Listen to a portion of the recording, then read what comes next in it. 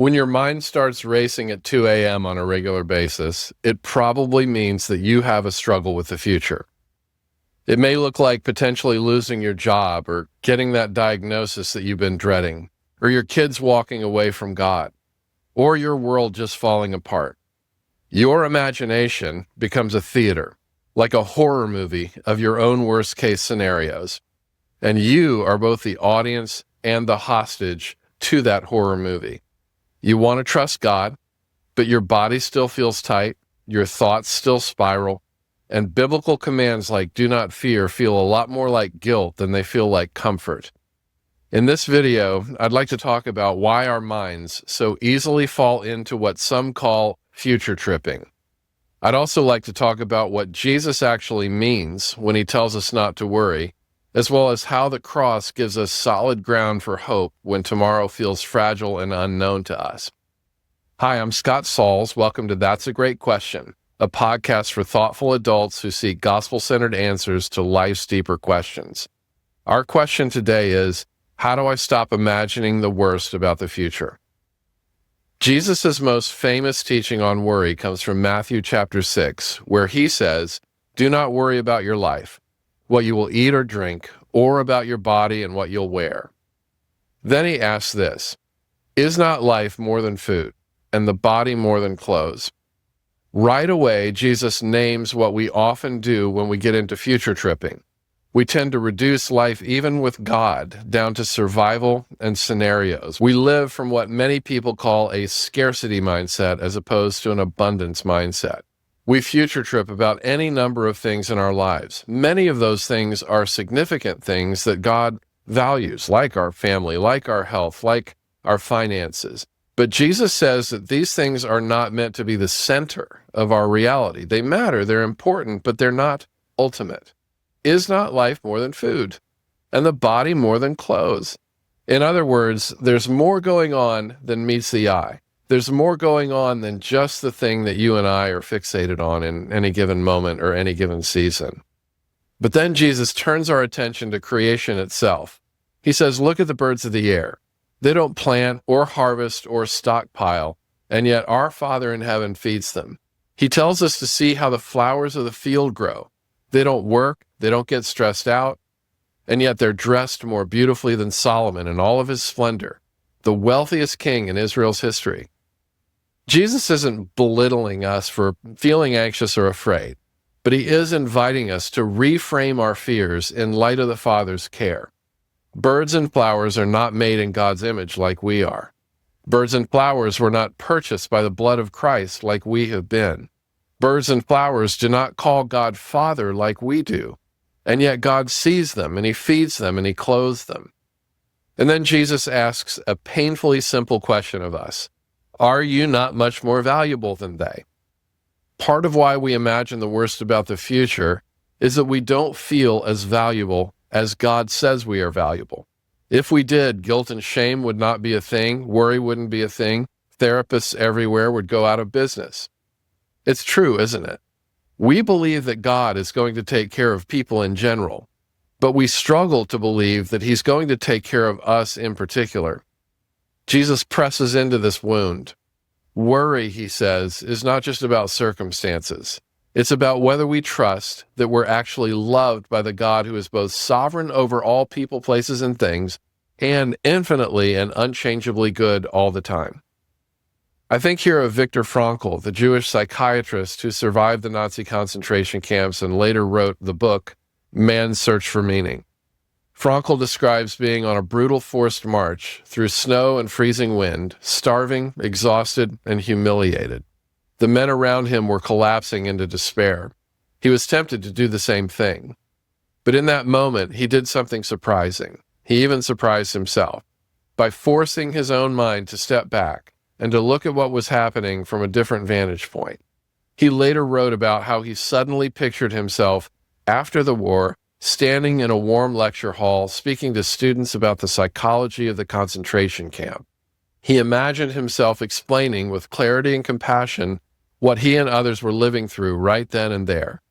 In his own words, suddenly I saw myself standing on the platform of a well-lit, warm, and pleasant lecture room. Instead of future tripping, which in his situation would have made perfect sense, Frankl dared himself to keep having and holding on to dreams about the future. In the place of hypothetical worst-case scenarios, he inserted hypothetical best-case scenarios. Those best-case scenarios did not change the brutal camp conditions or the guards or the pain in his body and soul, but it did introduce a new possibility, that this cruelty and suffering might not be the whole story. There might be a future in which this very moment will be part of a larger redemptive narrative. That sense of future meaning gave Viktor Frankl the strength to endure the present. He was not writing as a Christian, and yet his insight points towards something profoundly aligned with the gospel itself. When Jesus tells us not to worry, he's not promising that nothing hard will ever happen. Far from it. He himself will go to a cross. Many of his followers are going to suffer deeply. But what Jesus is offering is a bigger story in which every hard thing is held and kept. A father who feeds birds and clothes wildflowers and did not spare his own son is not going to abandon you in your uncertainty. Near the end of the passage, Jesus brings it to a sharp point. Therefore, do not worry about tomorrow, for tomorrow will worry about itself. Each day has enough trouble of its own. He does not say, there is no trouble, but he does say each day has enough trouble of its own. He's acknowledging reality, that there is trouble today. In this world you will have trouble, Jesus said to us. There's going to be trouble tomorrow, but there's also enough grace for today, and there will be enough grace for tomorrow. Worry tries to drag tomorrow's hypothetical troubles into today without bringing tomorrow's promised grace with them.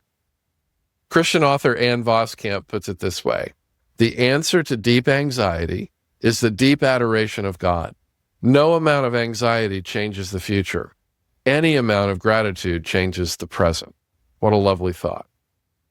And that's the Christian way of thinking about the future. When you adore God in the present, you're not pretending that danger doesn't exist, but you are remembering who holds the present and the future in his hands. When you practice gratitude, you're not denying the frightening possibilities of life in a fallen world, but you are refusing to let them have the final word over your heart and your future and your well-being. So how do you stop imagining the worst about the future? Maybe the first step is to be honest that you can't simply flip a switch. Anxiety is stubborn. It lives in our thoughts, but also in our bodies, in our past experiences, in our nervous systems.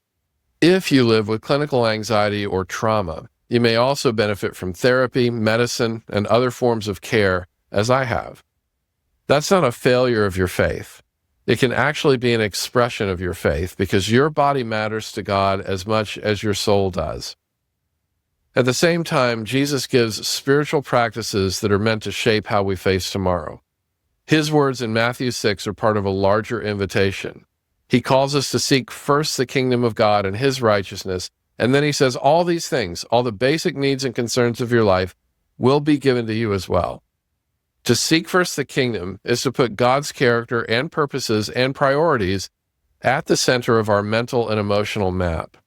Instead of future tripping about walking into a dark room where you walk in alone and vulnerable, you begin to imagine the future as a place where Christ is already present, waiting for you, with mercy and wisdom and strength and joy, prepared for you in advance. The cross and resurrection of Jesus are the clearest reasons why we have to trust this. At the cross of Christ, the worst-case scenario actually happened. Betrayal, injustice, physical agony, abandonment, death. All of it was converged on Jesus. If there was ever a moment when it seemed like evil and chaos had the final word, that was it.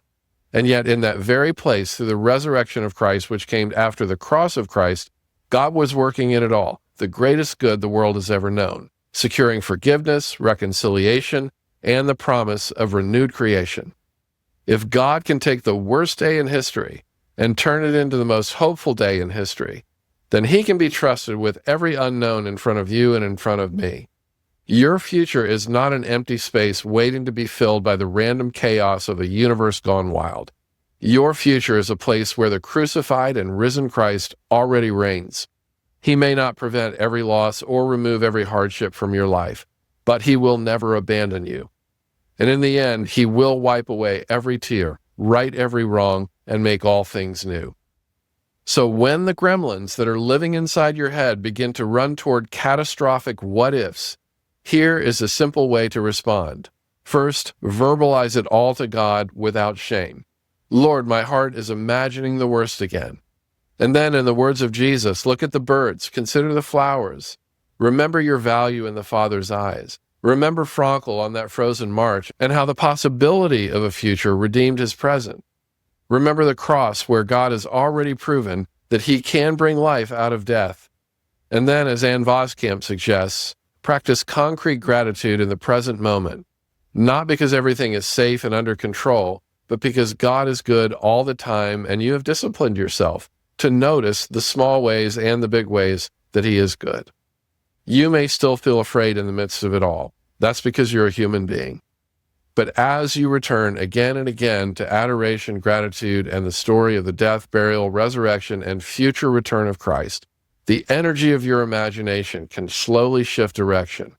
Instead of being a screen that only plays horror films about tomorrow, it can become a window that lets in the light of who God is and what God has promised to be with you and for you, no matter what comes.